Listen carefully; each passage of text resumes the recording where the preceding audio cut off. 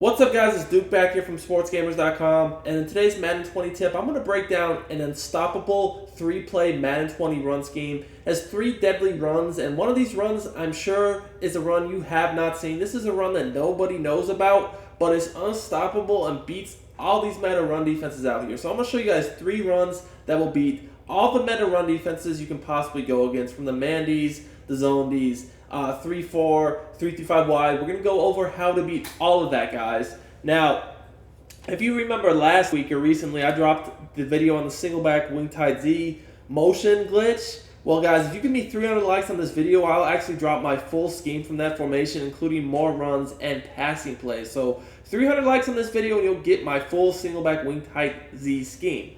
Now, the formation we want to look at on offense in this video is actually going to be the I-form wing. And 3 runs you want as your audibles are the ISO, the new run is the HP Power G, by the way. So the ISO, the HP Power G, and then also the Stretch Alert X Lookie. These 3 runs together are unstoppable. The HP Power G is so glitchy, guys. You're about to see how good this run is. It's a run that nobody really uses, but it's super tough. It's actually been a really good run for years now. For whatever reason, it's got overlooked this year, but it is absolutely crazy effective. Now, in case you're wondering, these are in the Washington Redskins playbook, which is actually the same playbook that has the single back wing tight Z, so that's really nice. Now, it might be in other playbooks, but I like it out of the Redskins playbook. So I want to start with going over how to beat 3-5 wide, okay? And this is the common defense that people use, where they just basically play man coverage with 2 spies by the safeties. Now, anytime you're going up against a man defense, like 3-5 wide, or the 3-4 odd, Storm Brave, or Edge Blitz, typically the defenses that do really good against the stretch dive combo, that's when you want to run this HP Power G. And I'm about to show you how unstoppable this run is against these man-to-man run Ds. But before we do that, I do want to remind you guys to please hit the subscribe button in the corner of the video to subscribe to the channel, and also turn your notifications on so you don't miss out when our videos go live. We upload content daily. You're not going to want to miss out, and you can't find this level of content anywhere else. Now, if you guys really rock with me, man, smash that like button, man. It helps us out a great deal, and I really appreciate the support.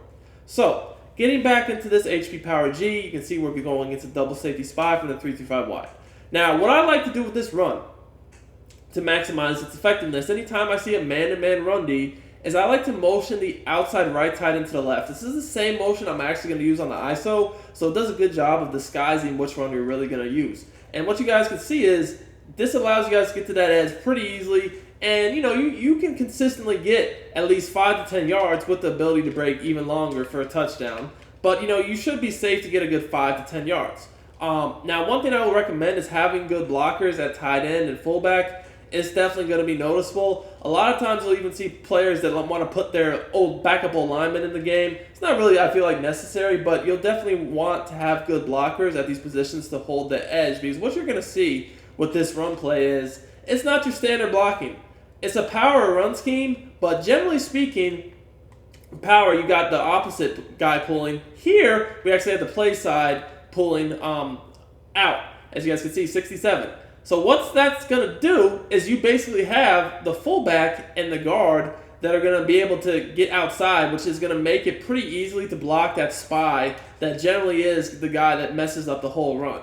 So at this point, that you can see there's a lot of traffic for the user to work through. He's going to be the main guy, the user, that's probably going to prevent a touchdown, basically. But by the time, you're even dealing with him, you should have a good 5 to 10 yards because of the way this blocking works, as long as you got guys on the edge that can hold their block. But as you guys can see here, it's pretty easy to get around this corner, as you guys can see here, and have lots of room to work with, get this yardage.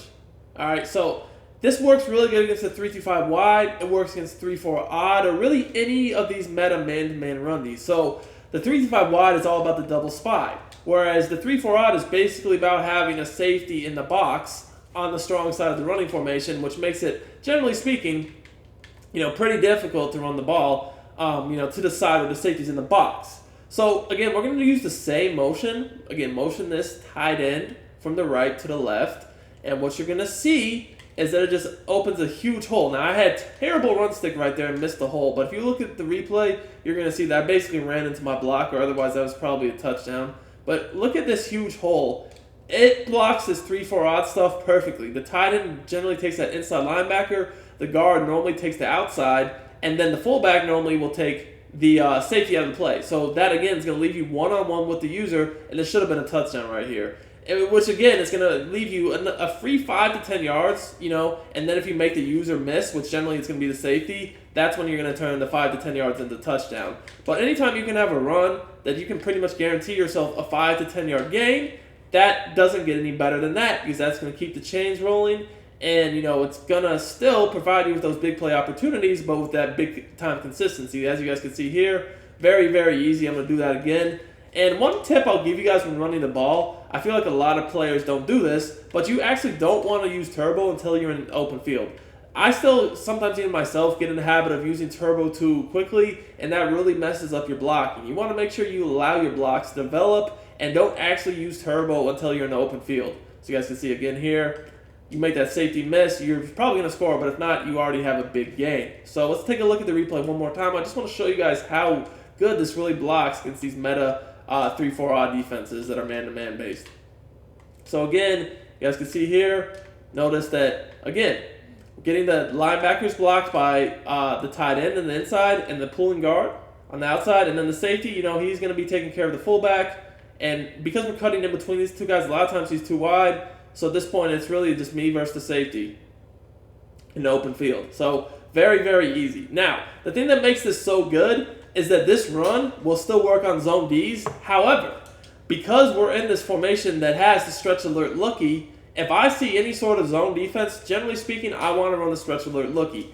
Okay, guys, so what makes this scheme and this run so effective is, it works just fine against zone. Now, if I see zone, I'm really not going to look to do any sort of motion. I'm really just going to snap the ball. But with all that said, if I see like a cover 4, a cover 2, a cover 3, any sort of zone run defense, I'm actually just going to audible to the stretch alert X lucky, because this is probably the best run in the game against any zone defense, because the DBs, the secondary guys just don't react when they're in zone to the stretch alert lookie. So it does get shut down by the man-to-man run, these like edge blitz and the 3-5 odd double safety spy. That's why we had the power G. But if we get them into zone, you definitely just want to run a stretch alert X lucky. So as you guys can see here, it's cake, and you guys should already know this. This has been one of the more popular popular run plays of the year because of this. And you guys can see again, it doesn't matter if they're in cover 2, if they're in cover 4, cover 3. It really doesn't matter. The first play is cover 4. Here's cover 2, and actually that was the power G still. And you guys can see how the power G still got great yardage. I actually could have scored there probably, but just again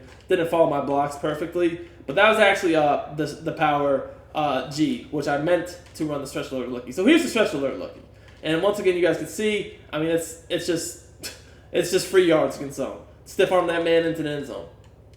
So anytime you see zone, that's when you want to go to the stretch alert lookie. Now, certain people might be running different defenses where the dive is more effective, and what I mean by that is defenses where they don't pinch their D line. So maybe they come out in 3-4, but they're not pinching their D line. That's when you want to run ISO. And the best way to run ISO is to use the exact same motion I use on the power G, which is the motion to tight end from the right to the left. This makes sure that nobody's going to shoot in backside off that edge. We're going to get that backside blocked. So now I can just, get my free 5 or so yards up the middle. Now, 5 yards up the middle is something that's really, really consistent for us. And I'm going to switch to cover 2 here. You will sometimes have the ability to break home runs. But generally speaking, it's going to be a good 5, or so yards up the middle. So I really like that, and also it's good for if they're just in formations that they really have no business being in. Like if someone wants to run like a 3-3-5, like normal, or if someone even has the gall to run big dime or nickel normal, or just defenses that really just aren't that good at stopping the interior run. So that's the other time I run dive. But most people aren't going to run dumb defensive formations against this set. So normally, realistically, what you'll want to do is you'll want to run the ISO, the dive, whatever you want to call it, if you see them in something like 3-4 odd without them pinching their D-line down. Maybe you hit them too many times with the stretch, so they're scared to pinch their D-line. That's when you want to run the dive.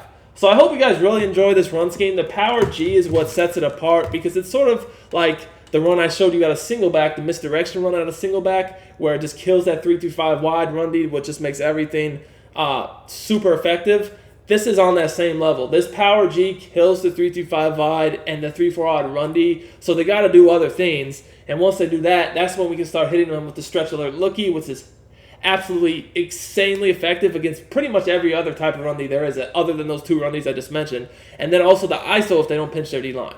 So hope you guys enjoyed this, guys. Make sure to get that 300 like goal, and I'm dropping my full single back wing tight Z scheme. So until next time, it's Duke, and I'm out of here.